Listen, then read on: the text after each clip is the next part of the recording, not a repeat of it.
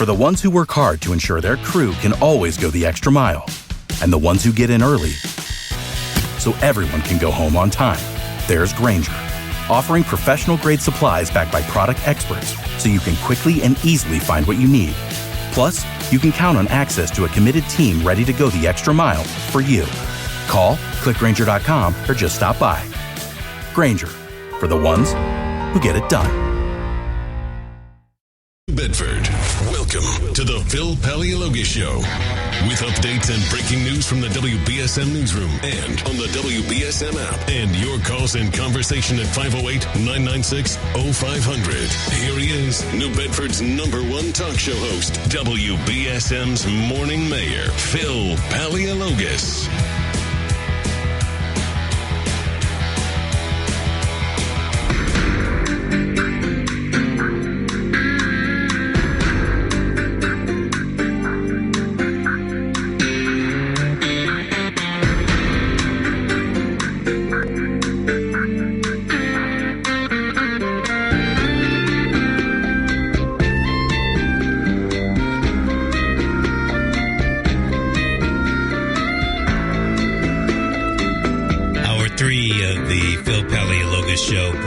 For Phil today. We have been talking about the Venezuelans. You know, so many different names: the refugees, the Venezuelans, the illegal aliens, et cetera, et cetera, et cetera. We've brought up the names. I'm just going to call them the Venezuelans for now, because their status is definitely in limbo. But we have Mayor Mitchell talking about bringing a few, not all of them, a few of them to New Bedford, and stating that New Bedford is not going to bear the brunt of the expense. He's hoping that state and federal officials will be throwing some money into the pot if, indeed, people come here. One of the questions that has to be running through people's heads, and I can tell by the calls that I've been getting today, is, so where are you going to put them? There are people in the city of New Bedford that can't find housing at this particular time. Some of them are living on the streets of New Bedford. There are others that are trying to get either Section 8 or 707 housing. And as you look from the far north all the way down to the peninsula, you have people struggling to pay their rent on a regular basis. The question often comes up, is there affordable housing? Well, joining us is the chairperson of the Affordable Housing and Homeless Affairs Committee, newly elected to the New Bedford. Well, I guess he's been there for a little while. Newly elected might not be the correct word to use. Shane Burgo, joining us this morning on the program. Shane, hello, how are you? Hi, I'm great. How are you doing? If I were doing any better, Shane, I would be fantabulous. I really would be. So I do want to talk to you about affordable housing and this accessory dwelling unit or units that you are trying to get more of in the city of New Bedford. But I think I should probably start with, you know, the mayor making a pronouncement like he did about having some folks come over to the city, and you know, and I know, and everybody knows there are people already in the city looking for affordable housing. Yes. You know, it's one of those situations where, you know, you kind of just throw up your hands and you say, what can you do? Immigration has really been one of those situations that I would say has been a fight, I think, at the federal level for many years, even long before I even came along, was born. So for me, it comes from a place of compassion, I would say. I think the mayor, you know, anyone wants to be able to help someone in this situation. And just as you mentioned in your opening, you know, we're looking to really want to help people here at home first. But at the same time, we have these emerging situations that obviously landed here in Massachusetts, unbeknownst to us, obviously. So I could sympathize with Mayor Mitchell in this situation to want to help in any way possible. But at the same time, it's, the crisis that we have here at home, it's going to be a challenge. Well, I would agree with you. You have people probably ringing your phone off the hook or knocking on your door saying, look, we don't have affordable housing for us right here. All you have to do is look around downtown New Bedford. You see a few folks sleeping outside. You see them sleeping in the parks over by Griffin Court and certainly up by Brooklawn and all over the city. Mm-hmm. Yeah, what I will say is obviously in this case of the refugees that are coming from Venezuela, I believe it would be a temporary placement, I would hope, in this situation as we transition to figure out what would happen. So, of course, in any case, I am, like I said, coming from a place of compassion, want to help in any way possible. But I would hope that we're able to do it in a way where we're not taking beds from other people that are already in a tough spot as it is here at home. Shane, one of the reasons you're the chairman of the Affordable Housing Committee is because of your compassion for the folks that you see in the city of New Bedford who have complained to you that they can't find affordable housing. And you were mentioned quite favorably in an article that I read in New Bedford Light about housing known as ADUs, or accessory dwelling units. First of all, what is an ADU? So accessory dwelling units, nationally, usually is considered a building that sometimes is added on to the property, also known as, like in some cases, an in-law suite, which is typically when it's inside of the home, which is common for some people. I know really in the Portuguese culture, there's sometimes even in single-family homes, you have, the extra kitchen or bathroom in the basement, and you might have your in-law live downstairs in that kind of situation. Or in another term that I wasn't familiar with that they use is a granny flat.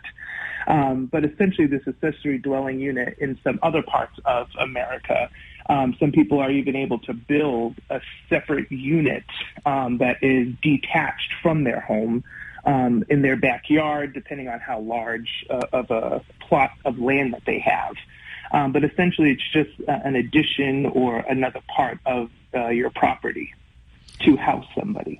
Well, it sounds good. I don't know how many people, when you think of all of those that are homeless or looking for affordable housing, how many folks that takes care of in the city of New Bedford. It sounds like something that should just be up and running. What are the hurdles keeping more people from putting on these ADUs?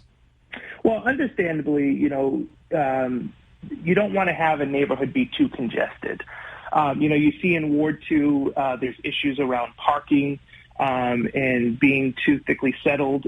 So I can understand people's concerns around having too many people in one area.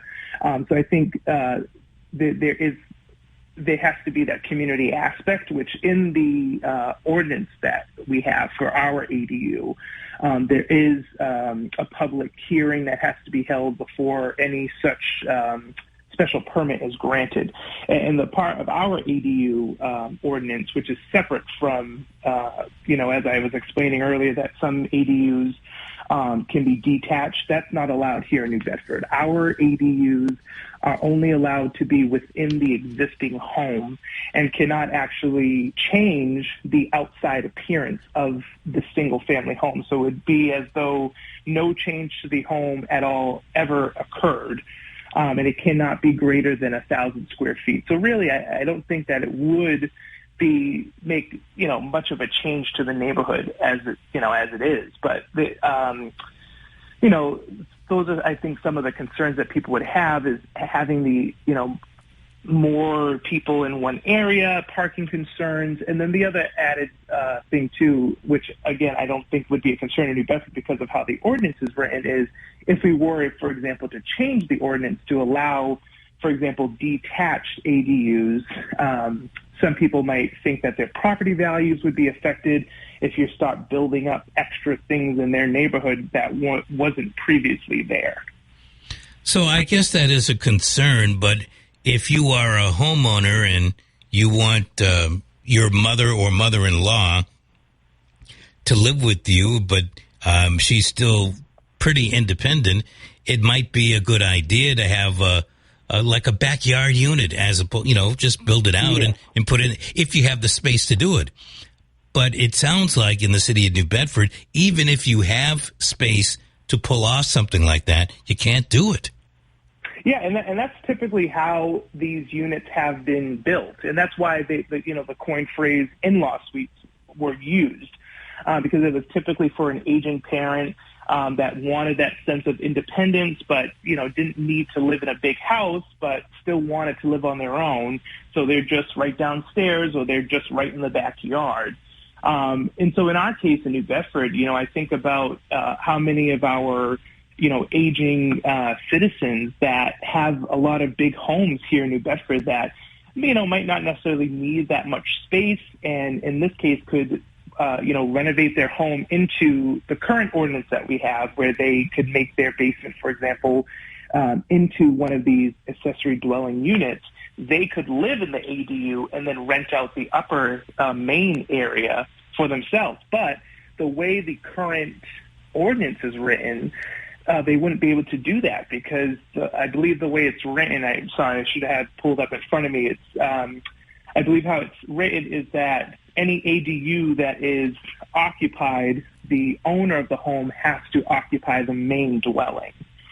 But for me, I think in the case of the scenario I just gave, if it's an aging citizen, they should be occupying the ADU, and then they could rent out the main dwelling to, let's say, a small family that's starting out or what have you. So I don't think there should be that restriction. Or we could reword it, because I believe, I think the idea behind having that in the ordinance is that the person who owns the home is still on the property to, observe what's going on. I think that's the idea behind saying that they want them still on the property, but I don't think it should specifically say in the main dwelling, which is how the ordinance is written. So in that case, they wouldn't be able to reside in the accessory dwelling units. It certainly makes sense what you're saying. Do you think you're going to get a lot of blowback when you try to talk to, probably have to go through the zoning Board of Appeals first, right? Am I off on that? Well, there's a lot of people I want to talk to first. Honestly, to be honest with you, I hadn't even known about this, which I think a lot of people in the city hadn't known about this. It was New Bedford Light who had brought this to my attention. And they, speaking with them, I had found out that I believe only 2 units like this, 2 accessory dwelling units, ADUs, had been built since 2007.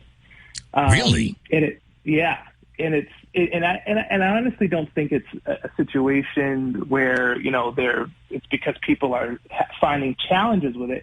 It could just be because people don't even know it's an option.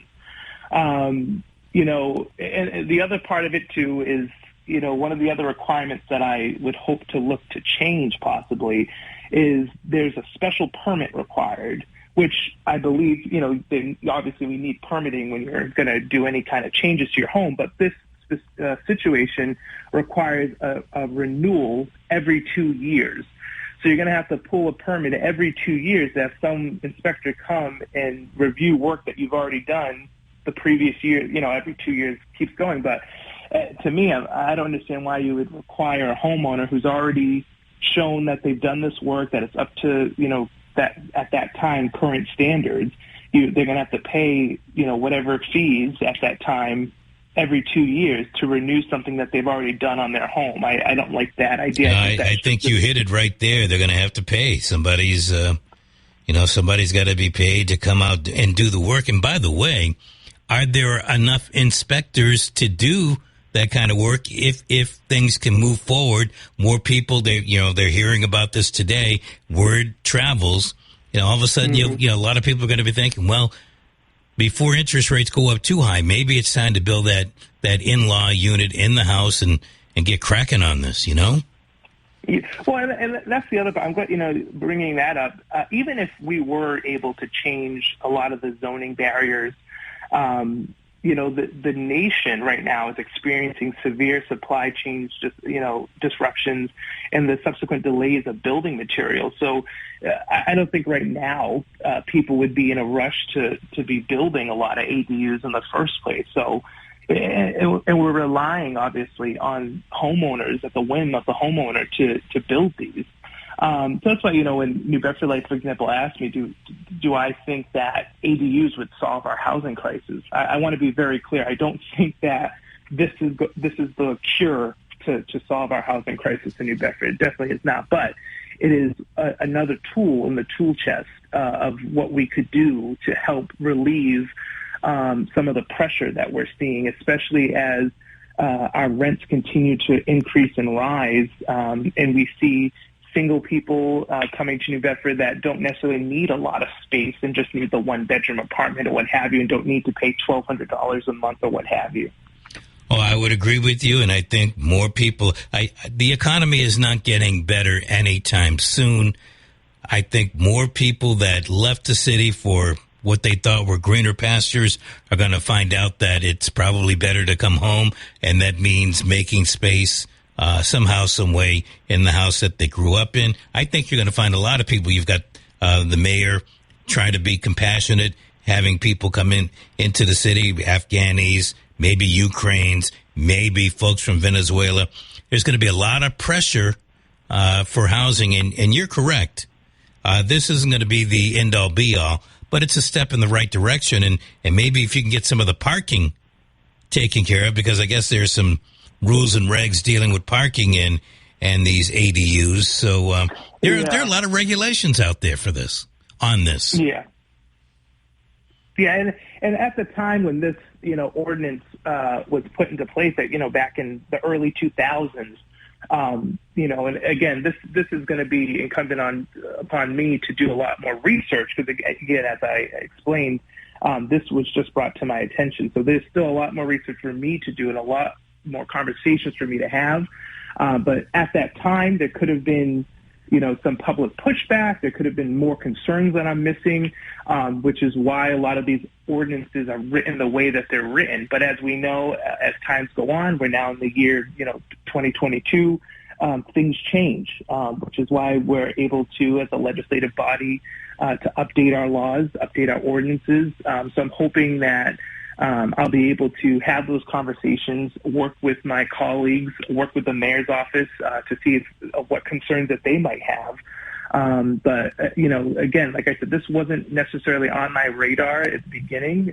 But now that I'm looking at this, I think it, again, is another tool in the tool chest and how we can help bring about some more housing and create some more units in a situation where New Bedford has very little to no space to build here in the city as it is. I would agree with you. Counselor, don't be a stranger around here. Glad to have you on the program today. Thank you very much. I appreciate the time. All right. New Bedford City Councilor Shane Burgo. He's an at-large counselor. He's also the chairperson of the Affordable Housing and Homeless Affairs Committee. Whew. That's a mouthful in and of itself. Your calls at 508-996-0500. Children should be educated. We were talking on Tim's program yesterday about having the Venezuelans come to the city of New Bedford. Not all 48, because a couple went to New York, but some of them come and live at least temporarily in the city of New Bedford. Before we go over to Studio 6 and 7/8 with Kate, I did pull out my Constitution because I wanted to find out exactly. I was pretty sure, but I wanted to find out what it is that the president swears allegiance to, and I have it right here. I do solemnly swear or affirm that I will faithfully execute the office of President of the United States and will do to the best of my ability, preserve, protect, and defend the Constitution of the United States. Let's head over to Studio 6 and 7/8. That's where Kate Robinson is. Good morning. Good morning. Iranians are experiencing a near-total internet blackout amid days of mass protests against the government. They also lost access to Instagram and WhatsApp, two of the last Western social media platforms available in the country. Iran has seen widespread protests over the death of a 22-year-old woman in the custody of the so-called morality police. Mahsa Amini was detained for allegedly wearing her hijab too loosely. Demonstrations have been ongoing for days, with protesters burning their hijabs and calling for the downfall of the Islamic Republic.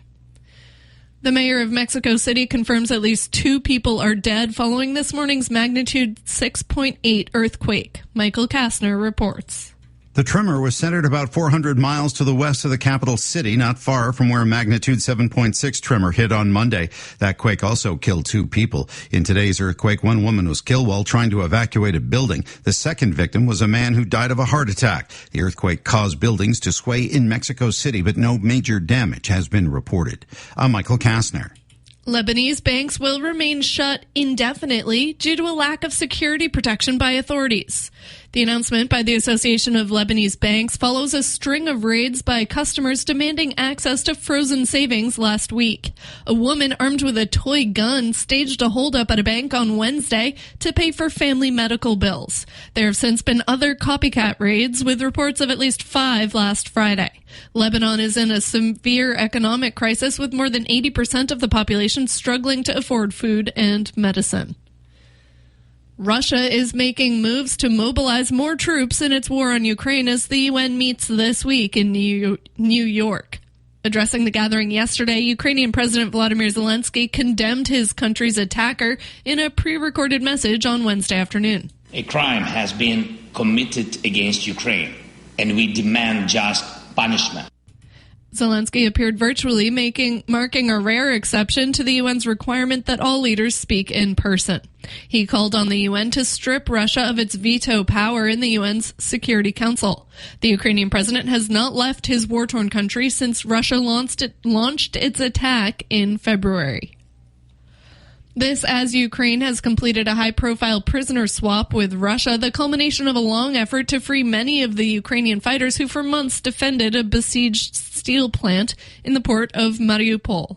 215 Ukrainian and foreign citizens, including 2 U.S. citizens, held prisoner in Russia, many of whom faced the death penalty, were released in the exchange in return for Viktor Medvedchuk, an ally of Russian President Vladimir Putin, and 55 other Russian prisoners. 5 Azov leaders will be held safely in Turkey per the agreement. Federal Reserve Chair Jerome Powell says the central bank is strongly committed to bringing down inflation. The Fed raised interest rates by 0.75 percentage point Wednesday, and Powell said he sees more rate hikes in the near future.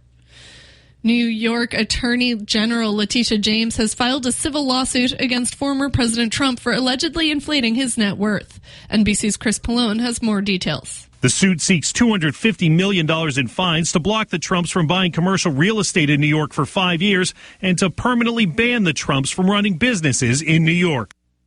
James says this legal action is the result of a 3-year investigation alleging Trump and his family falsified business records, stretched asset valuations, and committed insurance fraud. The lawsuit cites examples where the Trumps allegedly declared their properties, like the Mar-a-Lago resort, were worth millions more than what they paid for. The former president says the lawsuit is politically motivated.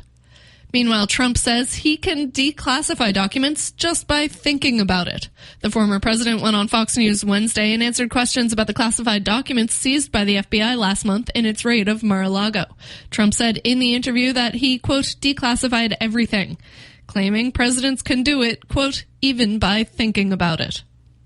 In sports, Boston Celtics coach Ime Udoka is reportedly set to be disciplined by his own organization. ESPN reports the coach is facing a, quote, significant suspension for an unspecified violation of organizational guidelines. The Athletic is reporting Udoka had an improper and intimate relationship with a female staffer in violation of organization guidelines. And the Red Sox fell to the Reds 5-1 in Cincinnati. Boston takes on the Yankees in New York tonight. Now for a look at your local forecast from ABC6. Dry outside this morning, but waiting on heavy rain and isolated thunderstorms to move through as a cold front approaches the area later this morning and through the afternoon. The winds will continue to pick up, some gusts over 30 miles per hour possible, with temperatures in the low to mid 70s. Overnight, we do gradually clear out. We have fall officially arriving at about 9:04 this evening.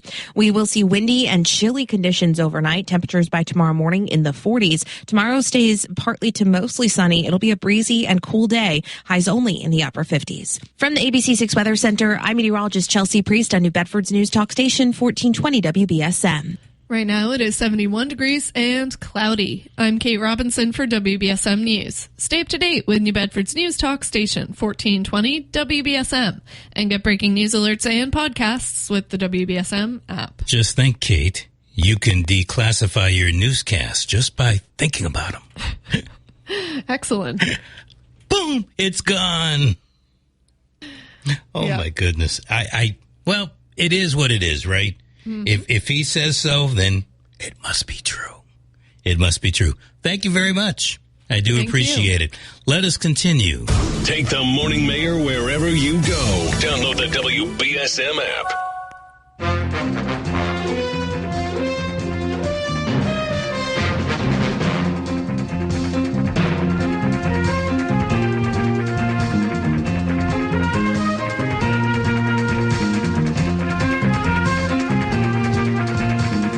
Barnaby Jones, starring Buddy Ebsen. Also starring Lee Merriweather. Declassified. With guest stars Bradford Dillman. Declassified. Robert Hogan. Declassified. Special guest star William Conrad. Definitely declassified. Tonight's episode, Requiem for a Son. Let us continue on the Phil Paleologos Show. Phil is off today. Phil will be off tomorrow. He's going to relax during the weekend, watch the Patriots on Sunday, and then he is going to be back in the saddle again come Monday. Hello. Good morning, Brian. How are you? Brian is. Brian, I just want to say that... I'm declassified. Excuse me. I'm declassified. Hey, listen, I just want to say that this past week I really enjoyed your show, and I definitely enjoyed those old commercials that you brought me back, the old commercials and the old cartoons, and especially the Three Stooges, which I totally miss MeTV. How we just got dumped on that. But, they took them off MeTV? Well, no, there's no MeTV. It's WHJR. It's their contract expired, and they went with this other channel. I forgot the name of it. It's horrible. And I'm actually trying to find out if I get it through some other means. I guess you get it through a Fire Stick or something, but that's just more money. Got to pay another prescription a month. Wow, I missed that one. Things, yeah, it's about 3 weeks ago. I mean, a lot of people are upset. I was even thinking of sending an email to Comcast and see if they could get another provider, because MeTV was such a good channel. It really was. It just brought you back. It was when television wasn't politically correct. There was no politics in it. It was just fun. It was silly. It was stupid. It was something fun to watch. You know what I mean? Yeah, definitely. I don't want to make it sound like I watched it all the time. So you mean to tell me my Adam 12 is gone too? Gone. Oh, it's my no son way. loved that show. My son loved that show. We used to watch that show. Actually, every Saturday night, that was our father and son thing. We'll sit down and watch the Three Stooges, and I did it with my dad. So I always try to watch an episode or two, because I don't know. It's kind of funny, Brian. I just feel my dad's around. You know what I mean? Sure. And, so my Perry Masons are gone too, huh? Yeah, but let's hope that some other station comes back. Hey, listen, Brian, you brought something up earlier that really caught my interest about how NSTAR is going to give us a big increase and stuff. And I always said it, once when this president took hold, you're just going to have enough for food and to take care of your bills. If everyone now, if you're smart, which I've done a while ago, make sure all your credit cards are paid up, because you're going to need all your assets to pay for food and just everyday things. It's going to reach that point. But leave a little money for Christmas. Go by the dollar store. And don't forget to send a thank you card for all the people who voted for this moron, this dimensional moron we have. Because I don't care what anyone says. If Trump was in office, he would at least leave the energy alone. Everything is run by energy. Everything. From our food, from our supplies, from our everyday way of life. The cost of living depends on the energy that we pay. and it's all his fault. Can no one tell me different? As soon as he got in, he put every obstacle in front of our own energy, our own natural gas, our own supply, basically committed suicide. That's what we're doing, Brian. So can no one tell me different? If the energy was left alone, we wouldn't have this chaos right now. I don't know. I'm going to disagree with you. No, I understand, but in my book, and people have been listening to me long enough, I said that this was going to happen. It didn't matter who was in the White House. Everything was going to go up, and the change that you're seeing under Biden would have happened under Trump. He would have fought it, but he would have lost with Congress, and he would acquiesce because they all work together. Donald Trump is heavily invested into oil and gas and other energy products out there. He's making money on this. He's making money on this. Okay, and you're right. But the oil and gas was our own oil and gas. We still would have been paying less, Brian. It wouldn't be. I totally agree with you because we can't be printing out money. I know that we were close to this because we passed GDP. Once we pass GDP, game's over, people. I don't care what anybody says. Game is over. Now it's about survival because our country does not produce enough to pay its debt. Game over. You're absolutely right. Hey, thanks for the call. Take care. I do appreciate it. We don't produce here, and unless we start, I'm not at all an Adolf Hitler fan. Please don't get me wrong, but there were certain things that he did that were correct. He got the people interested in building from within. He built up the German economy. And I think Donald Trump was trying to go down that way. Again, no matter how I feel about Donald Trump, I think he was trying to get us to go in that direction. The problem was, a couple of problems. He couldn't get a whole bunch of people to agree, and I'm not talking about Congress, but a whole bunch of people within the United States to be on his side with this. And part of that was you have to have the people willing to want to buy goods and services that are made here in the U.S. of A. And folks would rather buy inexpensively. Folks would rather have their choice on what, when, and where to buy stuff. That's who we are here in the United States. Germany was an entirely different animal. So I'm not sure that what Hitler was doing, never mind the bad crap, but the good things that he did for the German economy, I don't think that could work here in the United States. And certainly the way that Donald Trump went about it, it wasn't going to work. There's a lot of blame to go around. But I just had somebody say, how could you possibly defend Adolf Hitler? I'm not defending him. What I'm trying to say, and I mean this with all seriousness, if you do some reading up on it, he was able to convince the people to want to buy national. You know, he was asked by one of his lieutenants, when do we nationalize businesses? And he said, we don't. We let the people want to buy national. Hello. You still there? Going once? Going twice? Hello. Hi, am I number 3? You're next. Okay. Yes, you're number 3. Hey, I was calling about something else, but since you brought up about Hitler, have you had a chance to watch, this week, the Ken Burns U.S. and the Holocaust series? It's a 3-part documentary. No, didn't know it was even on. Oh, yeah, you got to watch it. You got to watch it. I watched the first episode, and I had to stop watching it after an hour because it was very upsetting how we were tied in with the thinking back then, which I knew some of it, especially with blacks, but never really with Jews, the Jewish people. But if you have a chance, anybody, I mean, it looks so interesting, and it's very disturbing. Is it on PBS? It's on PBS, yeah. Okay. It's been on this week. I think last night was the 3rd episode, but you know how PBS shows stuff all the time. Yeah, they'll repeat it. Yeah, they'll repeat it, but it is really good. But the reason I was calling is someone earlier was talking about, gas and electric bills with Eversource. Mm-hmm. And that's who I have. And I just wanted to show you a comparison of what I've been paying. I pay on the budget because I just find I like paying a budget. So how that works is they check what you've spent the year before, and then they break it up over 10 months or 11 months, I'm not sure. And you pay that amount. And then the final month, they adjust it, and either you have a credit and you don't pay for a month or two, or you pay the extra in that month. So it's worked out for me. It's worked out within like $5 or $10 for my gas and electric every year. It either goes up or down. I'm very conservative. I like it cool. So in the winter when I have gas, gas heat, and it really doesn't fluctuate much.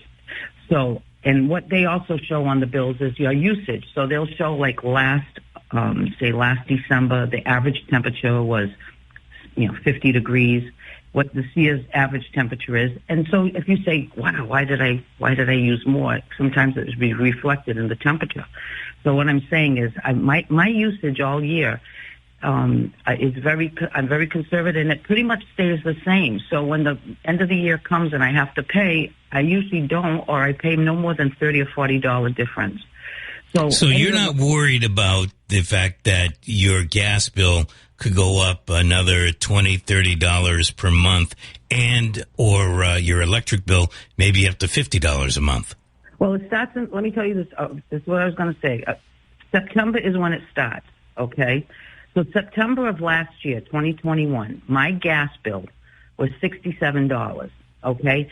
And then in March, it went up, and I called them. I said, "Why is it going up in the middle of the?" She says, "Well, we evaluate it in like February, and we adjust it." I go, "Okay, well, in all the years I've lived here, it's never done that, but I guess that was the fine print." So I said, "Okay, fine."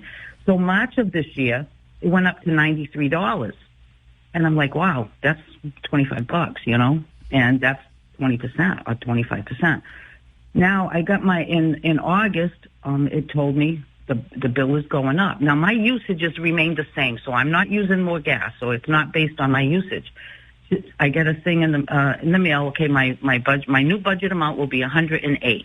Okay, I got it. I mean, I got to go, but I get the gist of it, and all the best to you. I think a lot of people are worried this coming winter that it's going to be a lot higher. Maybe they don't get on the budget plan, or maybe they get on a similar budget plan like you did. You're ready to start talking about... Without the ones like you, who work tirelessly to keep things running, everything would suddenly stop.